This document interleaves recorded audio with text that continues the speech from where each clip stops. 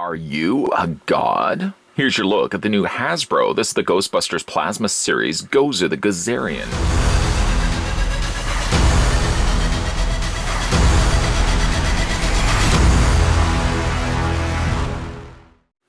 Gozer, the Destructor and Traveler. Gozer is an ancient evil with a lot of aliases.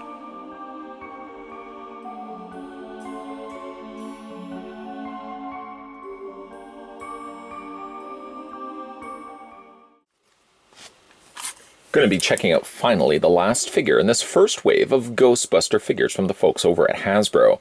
All in all, I have to admit, I've really quite enjoyed this line. Pleasantly surprised, one could say. Taking the tape measure up to the very top of Gozer's head and stopping it right there.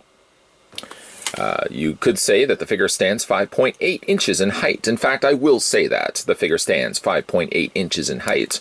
And that in centimeters is 14.8. So Gozer stands just a little over 14.5 centimeters tall. Let's bring in some of the other figures that we had a look at to give you an idea of how Gozer stacks up. I will say Gozer appears slightly small. Probably would have preferred to have her a little bit bigger. Bring in Egon Spangler. There we go. Bring in Winston Zeddemore. I really like Winston, I have to admit. And also bring in Ray Stantz. I suppose also that wasn't the entire line of Ghostbuster figures getting ready to stand and not fall over. There we go. We of course also had a look at Dana Barrett. There she is right there. All in all, like I said, the figures are roughly about the same size to one another. If anything I could say as a nitpick, I would probably have made Gozer just a little bit taller, because she does seem awfully small when you have her compared with the rest of the Ghostbusters from this first line. Like we've also done with the other figures, let's bring in the Diamond Select counterpart. This is the Gozer Gozerian from the Diamond Select release. She is taller. Obviously, it could be said that she is a lot taller. If we say bring in one of the Diamond Select releases, I guess she is really still proportionately the same size as the rest of the Ghostbuster figures. I mean, here is Ray Stantz, for example. Gozer is pretty much the same height as Ray. So maybe saying perhaps earlier that Gozer from the Hasbro line is a little too short.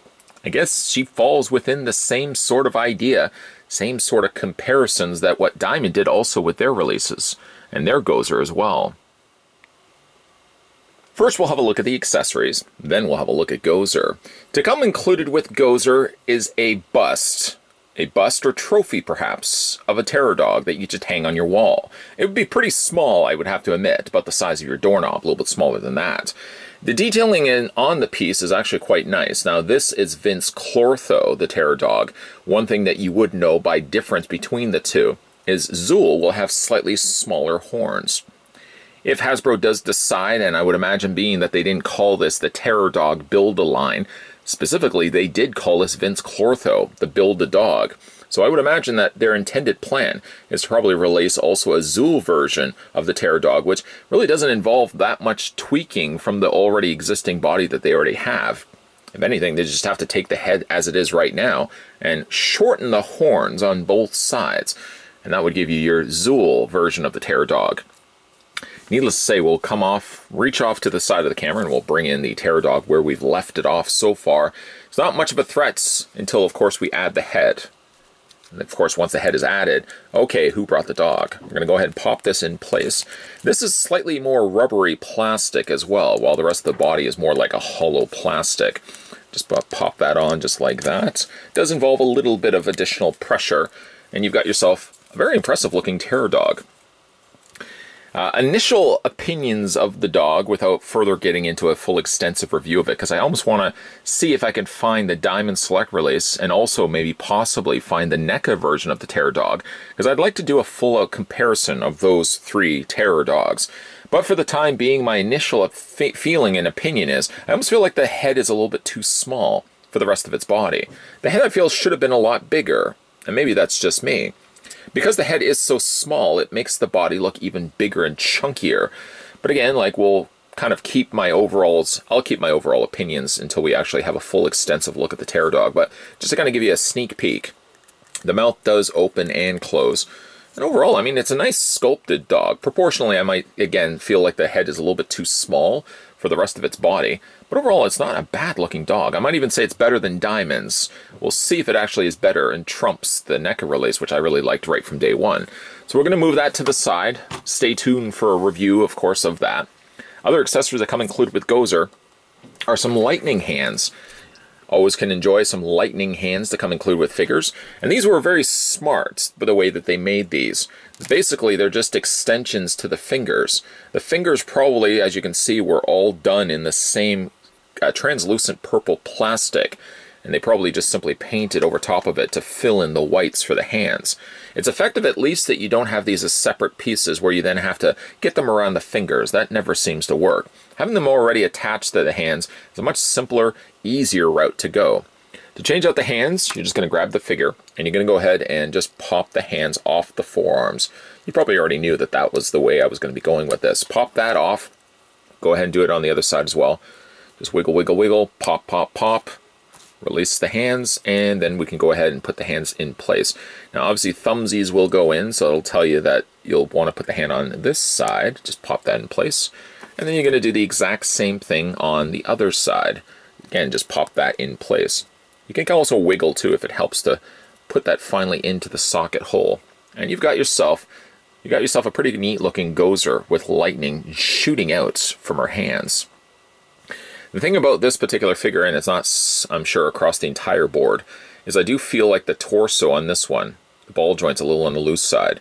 I wonder if I could actually pop that off. I'm sure I could, and just add a little bit of floor polish or nail polish just to broaden that ball joint. That's really all you need to do. And I'll just pop that back in place, because it does sit a little loose, and especially because she has the additional lightning bolts sticking out further from her body, it obviously is going to cause a little bit more pulling down on the torso, and that's probably not helping also the fact that the torso is a little loose on this particular figure. I think when it comes time to probably displaying the figure, I'm probably going to go the route of displaying her with the lightning bolts. I just think it looks neat. Very, very cool indeed. For the sake of certainly the rest of this review, I feel it would be awkward and out of place to keep the hands there, because I'm going to feel like I'm, kind of having to work around them. So I'm going to just pop these back out. And again, I'm going to replace it with the existing hands that came included with the figure when you first get it out of the packaging. Pop that back into the sockets, and now we can have a look at Gozer. Gozer's not a bad looking figure at all. Coloring is actually quite nice on all of these. I'm not simply just saying Gozer, but really all the Ghostbusters have had very vibrant, bright colors. And Gozer here really is no exception to that. I mean, she is a decent looking figure. Bringing in, again, the Diamond Select release, because you guys probably would certainly want to see comparison side to side with it. I still think there's one consistent trend that Diamond seems to pull off slightly better, and that is the shape of the head. I mean, with Gozer, she has a very more elongated, very narrow face, and I think that translates a little bit better on Diamond's release. But like with all the other figures that we had a look at, I think Hasbro, again, pulls off better paint.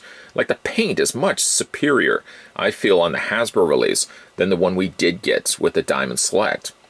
Diamonds, for example, went the route of very dark red burgundy eyes, whereas I really like the way that these ones look like they're glowing.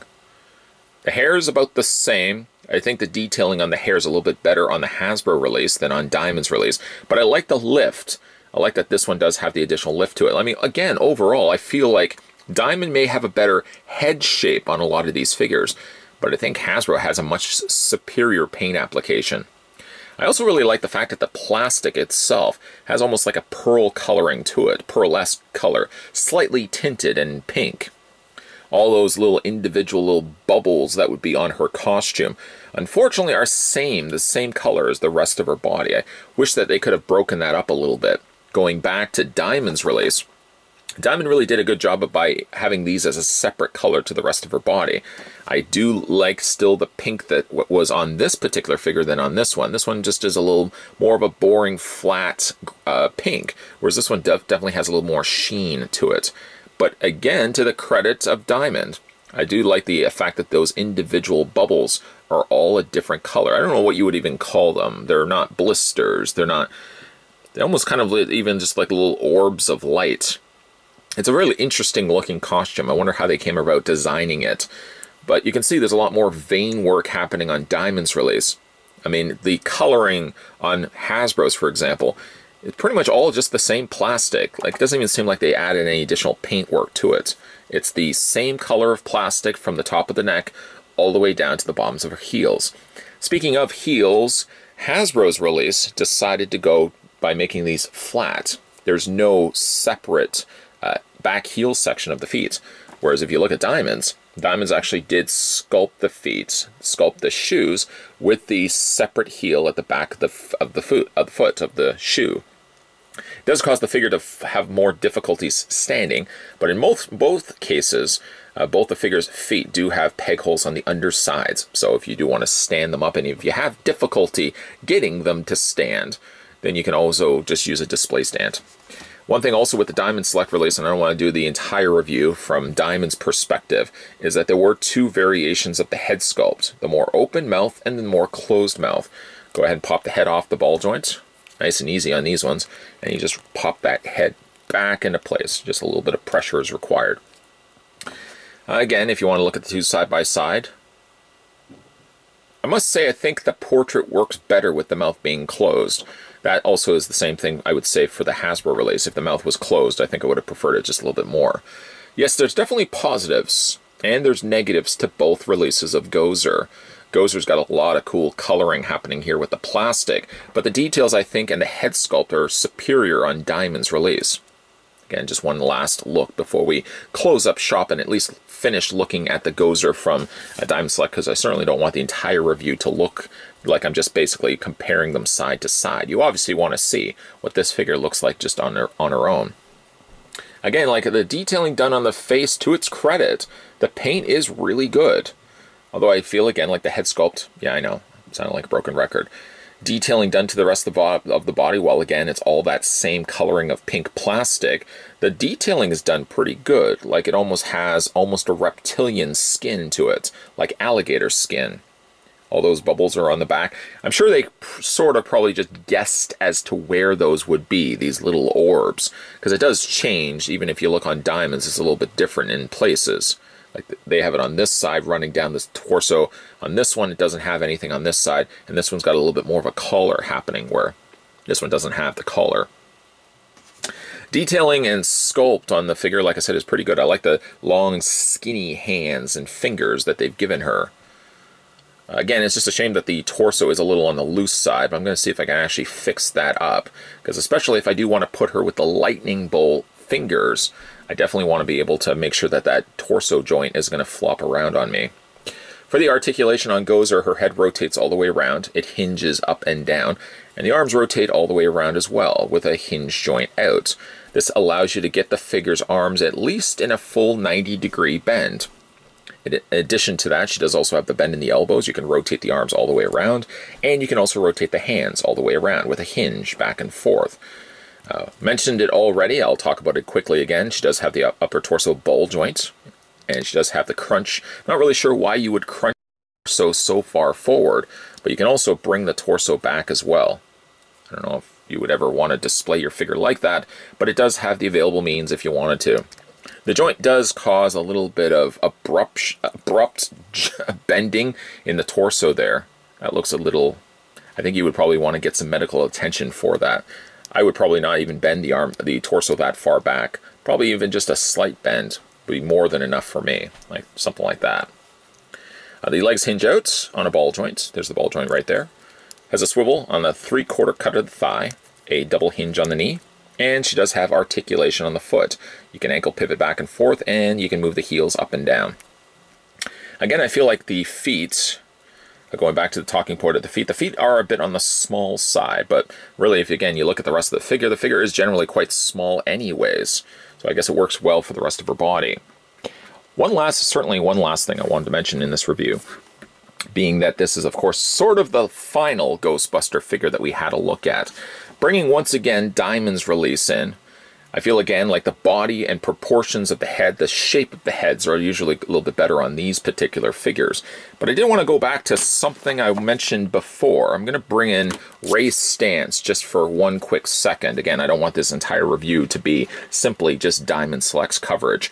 But if you look at the figure, and one of the big talking points I mentioned about these figures is, well, the head sculpts were really good. The paint really did let them down. I did want to add on to that because I wanted to also bring in, these were one of the later released figures. This happened to be the We're Back Ray Stantz. You can see the paint definitely has improved between the two figures.